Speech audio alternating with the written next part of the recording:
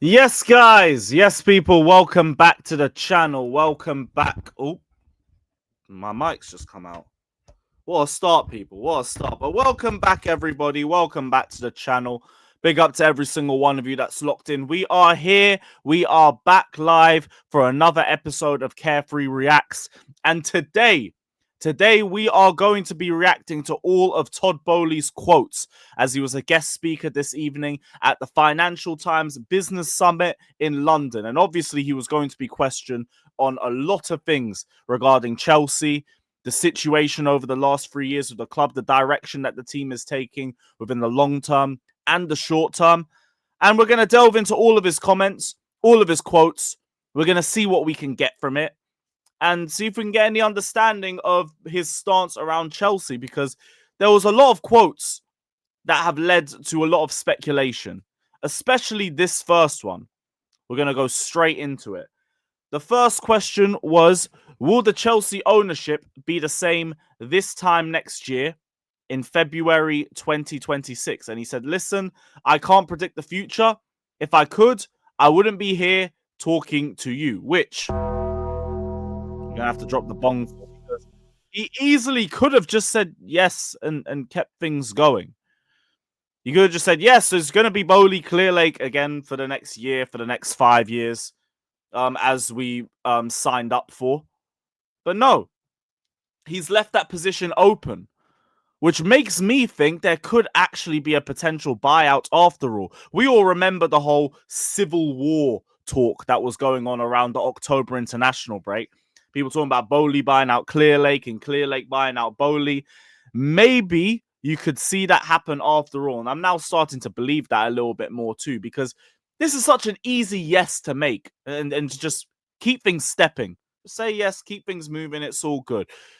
But no, it's an I can't predict the future, which means one of them can buy the other out.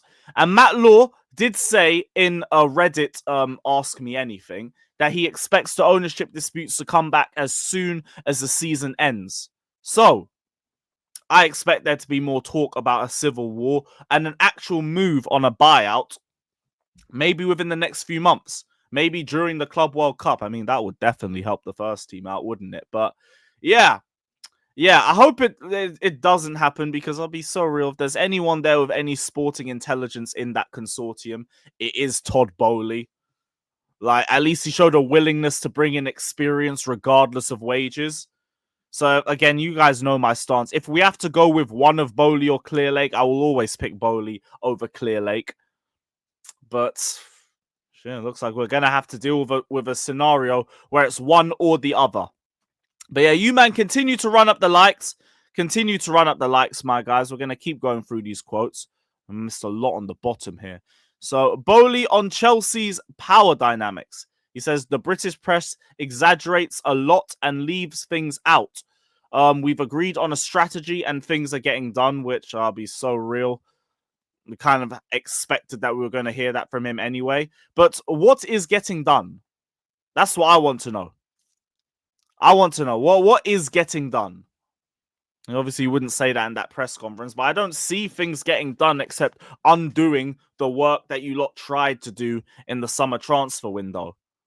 So yeah, and in terms of British press, so obviously we do know that they love an exaggeration, Sesh. But if we're talking about the whole Civil War thing, I can't lie, they kind of got things right. They kind of got things right on that one, the way your last quotes came out.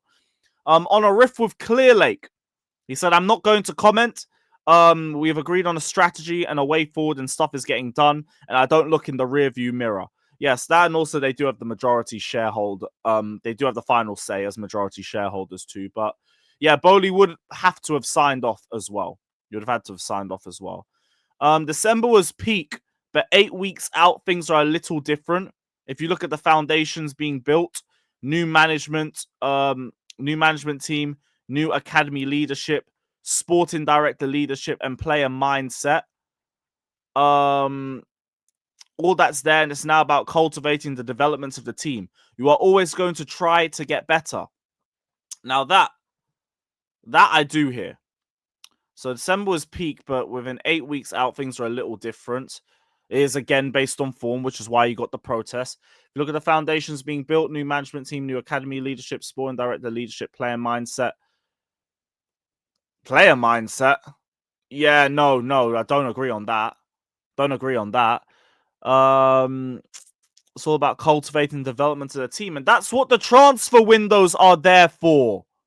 But this has been the biggest gripe with a lot of Chelsea fans this season, and it's that we haven't utilized the transfer window effectively. The December was the peak point of this Chelsea squad, but you got to look at the reasons why we've dropped off and the fact that we have failed to act and to reinforce our squad depth since that point. If anything, we've weakened our squad depth. So, yeah, not all of that, I think, is there. The player mindset isn't there. The new academy leadership, I wouldn't really understand that. The sporting director leadership, I have no faith in. And the new management team, just guess is better than last year's. They're not running the team into the ground. On Chelsea fans getting angry, he says it is part of the course. The reality is the sooner you learn you're not going to keep all the people happy all the time, freedom shows up from that. Now, a lot of people aren't going to be happy with those quotes, but I'll be so real, I am not too surprised by that. Billionaires always know that they're not going to be able to keep people happy all of the time. I'll be real, like, I'd expect that from billionaires. Billionaires aren't trying to keep everybody happy. They're just trying to keep profits going. Or in a football sense, they're going to try to develop the team as well, but they're going to prioritize profits first. Now, it would have been nice for him to acknowledge at the very least that the last 3 years just aren't good enough for where Chelsea's meant to be. But even that would also be seen as a dig at Clearlake, and he clearly isn't going to do that publicly. But guys, this is why we protest. We protest to show our dissatisfaction because they know and they're not going to care if we're happy or not. So you have to make it as public as possible, and you have to try and like make the PR look as bad on them as possible in the hope that they can act and change something so it doesn't look as bad on them. Sadly, that's what it is. Boehly, when asked to explain Chelsea's strategy, oh, this will be a good one. We look at how do we put together a great team that stays together. If you look at the great dynasties in sport over the years, they've all had superstar captains for many years. And part of what we look at is how we find that superstar captain or player that can stay with the team for their career. Who's the superstar captains that they found? Because the only superstar captain that we know is Reece James, and you didn't find him. He was there. He was already a vice captain, I think, before they even joined. But if I look at traits of players that they found, maybe Enzo. I see leadership traits in Enzo Fernandez. Caicedo, maybe. Maybe. I think for him, it's a bit more someone who like leads by example on the pitch. But that's all I really see for leaders. Don't try and sell me Levi Colwill or any nonsense like that. I don't see that in him. Fofana, maybe. He might have already had like some leadership role at Leicester. But that's about it. Disassi, you're already trying to get rid of him. So I don't really know with that one still. Don't really know where we found the superstar captain. It's maybe just a standout in Enzo. And also, this whole thing about dynasties and all of that. If you look at the great dynasties in sport all over the years, or let's just narrow it down to football, they all have veterans. Dynasties have veterans, which these men just don't understand. When we were building the Chelsea team under Roman, we had man like Claude Makelele. We had man like Ija Gudjohnsen. We were adding the likes of Ballack and Shevchenko into it as well as the years progressed. You had guys like Ricardo Carvalho, who came in from a team that had dominated in Portugal and won the Champions League. Same with Paulo Ferreira. Like, there's veterans. And this team don't have it. It's not just Chelsea. You look at City when Pep took over. You have man like David Silva. You have Aguero. You have Vincent Kompany. Man United had the entire class of 92 to build off. Once they got into the noughties. And I'm sure they had a bunch of veterans in the 90s as well. Guys like I think Dennis Irwin, for example. There was Steve Bruce there for a while. They had Mark Hughes for a while as well. The Invincibles. They had guys like Martin Keown. They had Burkamp. They had Pires. They had Ljungberg. They all had veterans. Man like Thierry Henry, a veteran. We don't have those. And this is what they continue to not notice. Veterans. We need veterans. Just keep doing the whole fucking youth thing, and you want to talk to me about dynasties. Strikers are hard to find. Oh, brother. Oh, brother. You don't go into a grocery store and find a striker. Yeah, you go to the market to find a striker, guys. You go to the market. It's an amazing skill set, and you also have to have a fantastic mentality. So, was Tony not the right mentality? Gyökeres not the right mentality. I'd say Osimhen, but at least you tried to go in for Osimhen. You just dilly-dallied on that one for too long. But yeah, Gyökeres not the right mentality. And also, if we want to talk like youth model and everything, this is what you employ expert directors and scouts to do.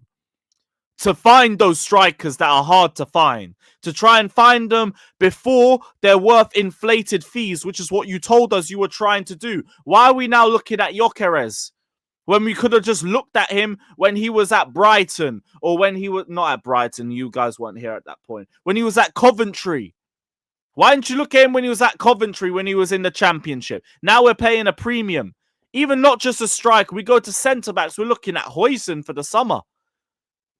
Isn't that something that you could have looked at him before he blew up? Because that's what you've tried to sell to us. Sorry, strikers are hard to find, but that is what the job of the scouts and the recruitment team is there for, and they failed. They failed. We are trending in the right direction. That's all that really matters. In June, it will be 3 years in charge. That's not a lot of time, especially when you get to 50, 60, 70 years in life. See, I wanted to come up to this quote. Because this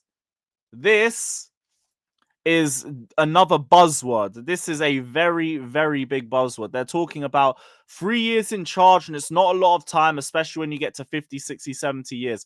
Look, I understand the logic behind that, solely because there's a theory behind it. I'll bring it up for you guys too. So, where is it? I typed in the feeling of time speeding up when you get older.